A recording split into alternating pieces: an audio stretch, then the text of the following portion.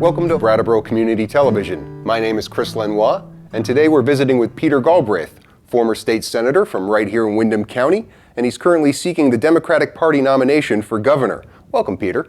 Good morning, Chris. Well, now, I mentioned state senator, but you probably have the most unique resume of anybody who's ever run for governor in Vermont history. You've been a U.S. ambassador, you've been a deputy special advisor to the United Nations, you helped draft a constitution for a country. Curious to see, think about all those roles, think about your experience and how they shape you as you run for governor. Well, I think there are some similarities between what the work you do as a diplomat and the work you do as a governor. Now, I will admit that when I was ambassador to Croatia during the war there and working on the peace process there and in Bosnia, I spent a lot of time negotiating with people who were war criminals.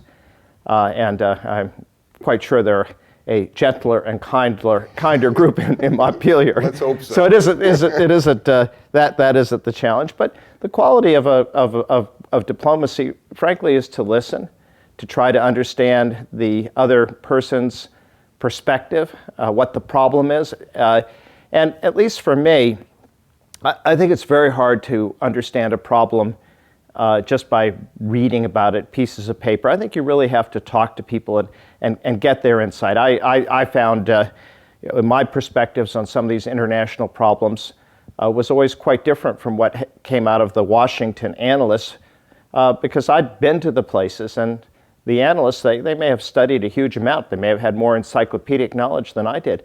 But unless you've actually been to a place, you can't understand it. Unless you've actually seen a problem, talk to the people who are experiencing it, I think you can't entirely understand it. Now, Vermont is a home to you and your family, so it's understandable that you served as a state senator for a while. When did it start getting in your mind that the governorship was something you'd be interested in? Really, it was earlier this year. In the Senate, I had pursued a progressive agenda, maybe sometimes aggressively, but things that I thought there were places where I felt we could really make a difference. One place where I succeeded was initiating the ban and making Vermont the first state in the country to ban fracking, and I was pleased to see that Bernie Sanders campaigned around the country on the grounds that Vermont was the first state to ban fracking. Other parts of it were simply difficult to accomplish as a state senator. I was a strong believer in single-payer health care, still am. I was the only elected official to offer a plan to pay for it. I believe that raising the minimum wage is the most important anti-poverty program we could have, makes Vermont more affordable for those who can't really afford it. Who find it the least affordable. It's good for the local economy because the low-wage workers spend their money. It saves taxpayers a lot of money. I tried to do that in the Senate. I introduced legislation for a 40% raise. And I got into this race for governor because, frankly, on these issues, I didn't hear anything from the other two candidates. So once I got in, I was running on a $15 minimum wage. One of the other candidates has come along. I think that's great. I'd led the fight in the Senate to ban corporate campaign contributions. I couldn't help but notice that all Vermont politicians denounced Citizens United, but when push came to shove, they wanted to keep their own corporate money, and my competitors were taking corporate money. As soon as I got into the race, they returned their corporate money. I've never accepted any, and then they came out for a ban. So, again, that was a positive development. But there's still some big differences, things that I've been talking about that I care about, reasons I got in the race that are different from my competitors. For example, I have campaigned from day one against special interest tax breaks and corporate subsidies. Again, I opposed every special interest tax break as a senator. I voted against the budget in 2014 to protest the inclusion of a $5 million gift to IBM and Global Foundries, which really didn't need the money. My competitors support these corporate subsidies, and they've said nothing about the special interest tax breaks. But for me, these are policy choices. Who are the special interest tax breaks for? Well, they're for people who own private jets. They're for people, cloud computing companies, people who own lots of municipal bonds. There's one that's almost a scam for research and development. And you get rid of those, all of them, you can save $28.5 million, and it costs $28 million to pay for 4 years free tuition for every Vermont high school graduate to go to the Vermont state colleges. You know, and think what a difference that makes to people's lives. It means that more people can go to college, and college means 60% greater earnings than non-college. And the trouble is, the cost is a big deterrent, but even if somebody does go to college, they come out these days with enormous debt. You go through the state colleges, you can come out with a $43,000 debt. What does that mean? It means it's very hard to buy a house. It's very hard, you know, it even affects such basic human decisions as to when or whether to start a family. And it certainly means that some people will leave our state because, you know, they need to find a higher paying job elsewhere. So I think, you know, this will make a big difference. And for me, you know, this is a matter of our values as a society. Do we value private jet ownership, or do we value educating our kids? So these are the reasons I ran. And again, this college issue is one of the big differences between myself, Matt Dunn, and Sue Minter. Sue Minter has proposed 2 years of free tuition, but only at the Community College of Vermont and Vermont Technical College. And Matt Dunn has a program, you know, it only if you go to the military or Peace Corps or Vista, but the truth is that no more than 15 Vermonters, and not all of them from the state colleges, go into the Vista or Peace Corps programs like that, and only a few hundred into the military. Right. Well, and Sue Minter's plan is a good one to contrast for the next question that I wanted to ask, which is about if you are elected governor, you know, what can be accomplished. You mentioned back when I was part of the media panel at the American Legion for the Candidates Forum, your aggressive style as state senator, and you said at the time, you admitted it didn't make you the most popular senator up there. You're going to have to go up there as governor and forge compromises both with the other party, the other two parties, right? The Progressive Party and the Republicans, as well as the Democrats. How do you navigate that while trying to accomplish what you want to accomplish? Well, first, if you run on a clear program, which I've done, and you win, you're elected with a mandate. And I want to emphasize everything that I'm talking about in my campaign are things that we can do in Vermont. We can raise the minimum wage to $15 by 2021. We can eliminate the special interest tax breaks. We can end corporate subsidies. We can provide free tuition at the Vermont state colleges. And we can go forward with another program I put forward, which is for universal publicly financed primary care, meaning you can see your primary care doctor, you can get preventive care, gynecological care, pediatric care with no copay, no deductible, no premium. And you know, that is something that would make an enormous difference to the health of our population. You know, because if you see your doctor early, you know, you're going to get a better outcome. Better to go see the doctor when you've got a mole that's changed than when you have melanoma. It also, of course, saves money. A lot cheaper to excise a mole that is potentially malignant than to have to deal with melanoma. So, you know, that's another program. Now, could I get these things through? Again, if I'm elected, I'll have a mandate. But I also like to say this narrative that I was difficult to work with is simply not true. I worked with Joe Binning, who's now the Republican leader, to try to expand the bottle bill. We didn't succeed, but you know, it was certainly an initiative across the party lines. I worked closely with Vince Aluzzi, who's contributed to my campaign, who's chair of Economic Development Committee. We got money down to Brattleboro for the Southeast Vermont Development Strategy. This is where the funding came from. I was on the Finance Committee. I worked closely with Tim Ash, the chairman, who will be the next president pro tem. He supports much of the agenda I'm putting forward to get rid of special interest tax breaks.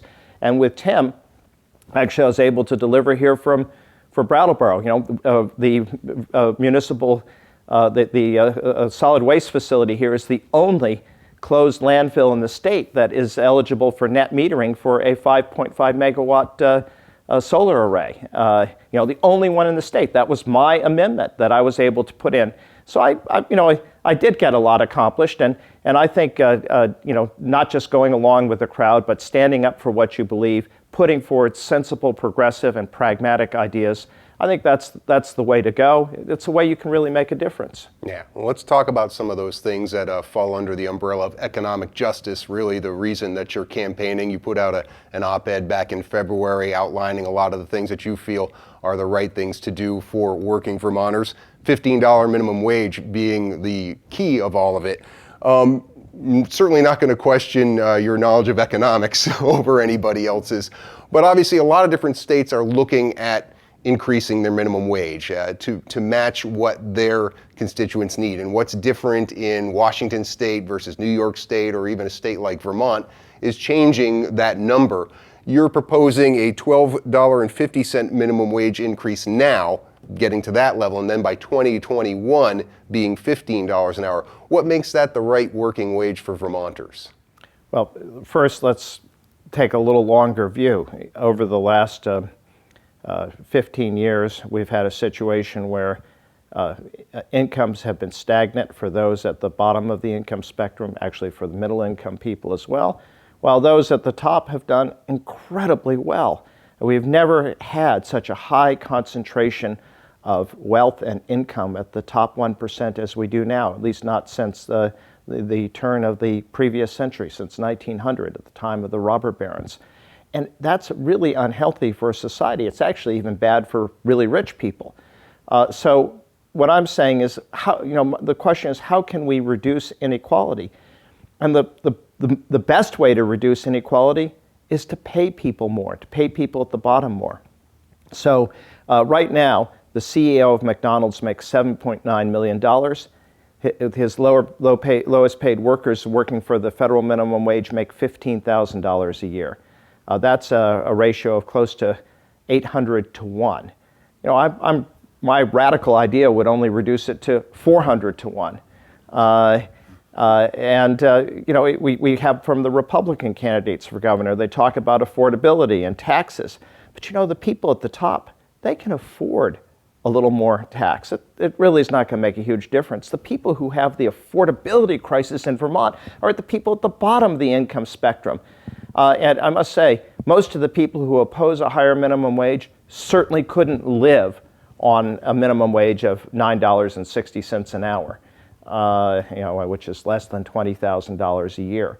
So what I'm talking about is a 50% pay raise over the next 3 years, 25% immediately. It will make Vermont more affordable. It will boost the local economy because low-wage workers spend all their extra money, and they spend it locally. And finally, it saves the taxpayers up to $18 million in taxes because we have an earned income tax credit in the state of Vermont, which means that taxpayers provide additional money. It's kind of a negative income tax to low-wage workers. I mean, of course, it's a program that I support, but in effect, what that does is subsidize their employers who don't have to raise the wages. And I think people ought to make enough money if they're working 40 hours a week that they don't need the earned income tax credit and they don't need public assistance. And so there are a lot of savings to the rest of us that come from a $15 minimum wage. It seems like in this state at least, and I'm thinking of the paid time off legislation that was recently passed, more of the pushback on these sorts of initiatives to elevate people of low income comes from small business owners versus the big corporations. Getting to a $12.50 or $15 minimum wage is going to impact a lot of small business owners in a way that they're probably going to be resistant. For sure, there will be some small business owners who will find it difficult to do this. But that said, I think we ought to be focusing on the greater good, which is the tens of thousands of minimum wage workers who simply are not paid enough to get by. And we also ought to focus on the taxpayers who are subsidizing all these low-wage employers, including the small businesses, because their employees are getting both the earned income tax credit and public assistance. And I think that small businesses will benefit from more money in the economy. I mean, we're really talking about a large number of Vermonters, 60,000 or more, who are going to now be getting a 50% pay raise. Where are they going to spend it? They're going to spend that money in Vermont businesses. So yes, though, I recognize there'll be some businesses that will have some difficulty, but I think there are a lot of businesses, and particularly small businesses, that actually will come out ahead because there's so many more people with dollars in their pockets. And you know, every other way to fight poverty involves raising taxes and spending. This is a way to fight poverty that is much more effective because it affects so many more people and it saves taxpayer money. And it's something we can do in the state of Vermont. Yeah.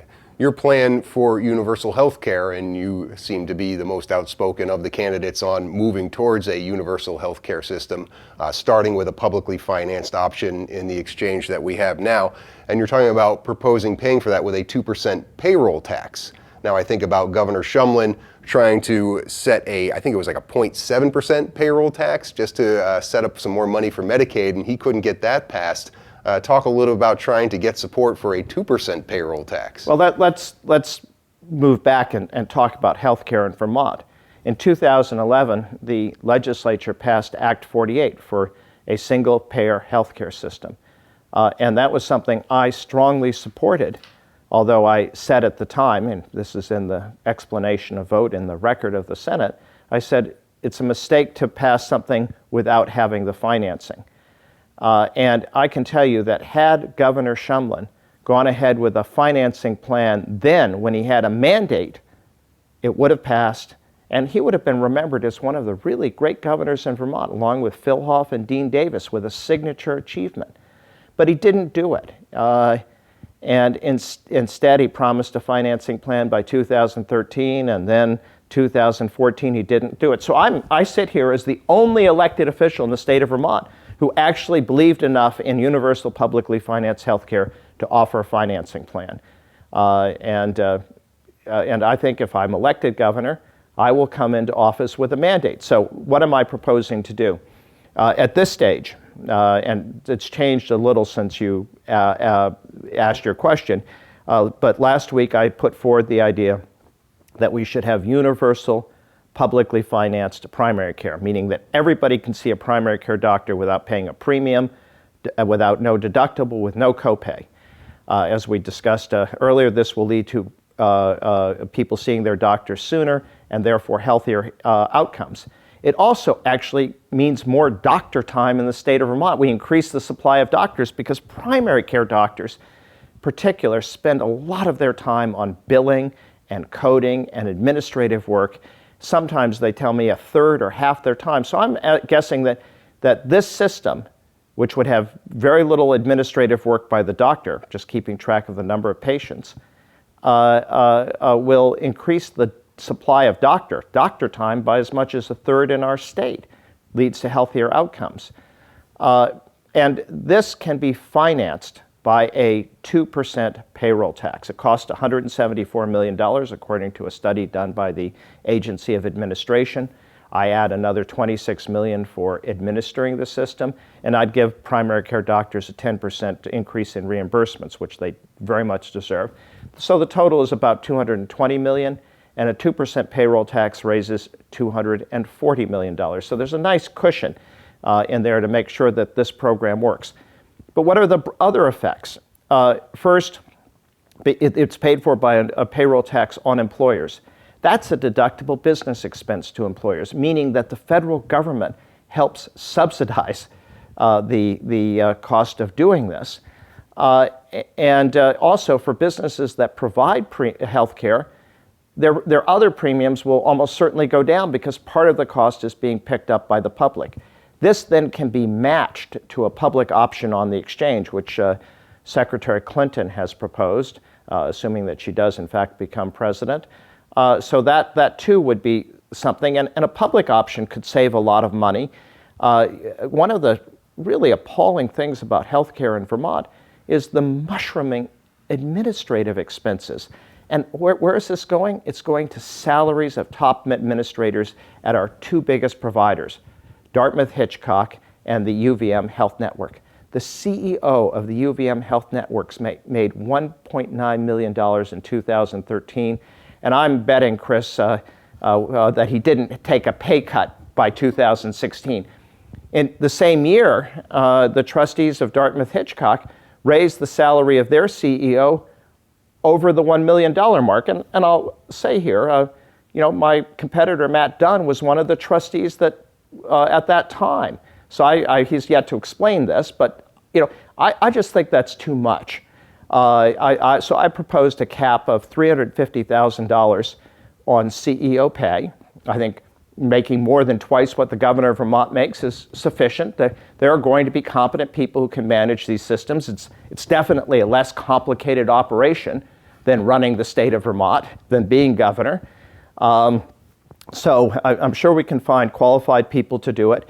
And we then would also rein in all the other administrative pay, because it isn't just the CEOs. I mean, the top 10 executives at the UVM Health Network make collectively $8 million in 2013. And CEO pay, because the way they determine is by looking at what do comparable hospitals make. It's also led to a lot of empire building.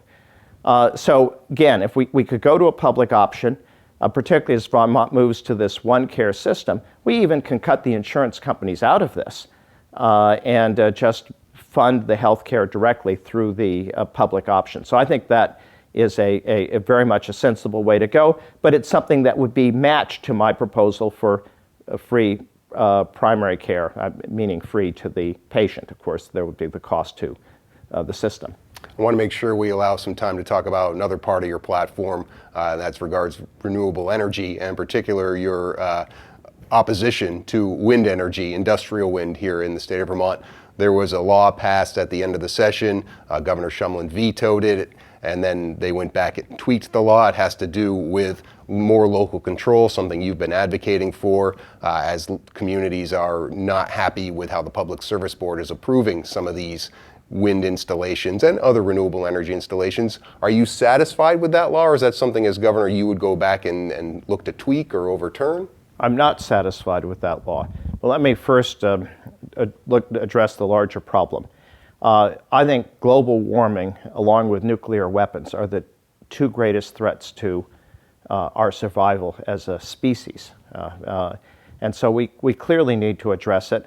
In fact, as a diplomat, I helped enact the very first treaty to address global climate change, the 1987 Montreal Protocol on certain substances that deplete the ozone layer. And this year, 29 years after that treaty was ratified, there's now scientific evidence that it's working. The ozone layer over, the hole in the ozone layer over Antarctica is actually shrinking. So it does prove that the problem can be solved globally. And in Vermont, of course, I initiated the effort to ban fracking in our state.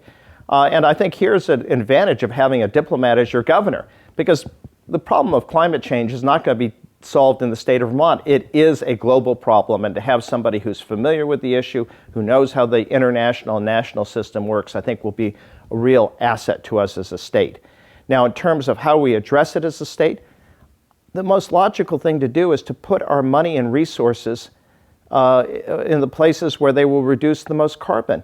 And that's not in new energy, it is in conservation and efficiency. We get 10 times the reduction of carbon for every dollar we invest in efficiency and conservation as compared to generating new electricity, whether it's renewables or something else. Now, in terms of renewables, I'm strongly supportive of solar, but I think it can and should be sited in accordance with town plans and Act 250. There are plenty of places where it can go. My problem with industrial wind is that the ridgelines of Vermont are the most pristine parts of the state. In order to put turbines up there, you've got to build enormous roads. They cause an ecological disaster up there. And as species adapt to climate change, they have to move higher. And so we're destroying the very habitats that are needed for species, as well as because you're blasting the tops of mountains, you're increasing the risk of flooding. But the other thing about it is that this energy is not green because we sell the renewable energy credits out of Vermont. And basically what's going on is that Vermont ridgelines are being destroyed so that Connecticut utilities can buy the RECs, the renewable energy credits, and that they can continue to burn fossil fuels. And I just don't think Vermont should be the dumping ground for Connecticut. if Connecticut wants green energy, let them put the wind turbines on those precious Connecticut hills. But they won't do it, and we shouldn't be doing it for them. Is it carbon tax part of what you would advocate for as well, as far as achieving our renewable energy goals? Well, again, I think the best way to achieve them is through conservation and efficiency. The reason we don't put resources there is that the corporations who have been all too cozy with our state government, particularly the utilities, particularly Green Mountain Power, they don't make money on the kilowatt that's not generated. A carbon tax and carbon cap and trade, I think, is a direction that needs to be looked at nationally. It's not something that's feasible for this one small state. It would, we don't have the capability to do the redistributive mechanisms effectively. But here's the advantage that you would have then of having a governor who really does have international experience and who does, who knows the issue, who's worked on the issue for now 30 years. Actually, I mentioned that the new environment minister in Canada, our neighbor, Catherine McKenna, she actually worked for me in East Timor when we were diplomats there together. Nice, nice.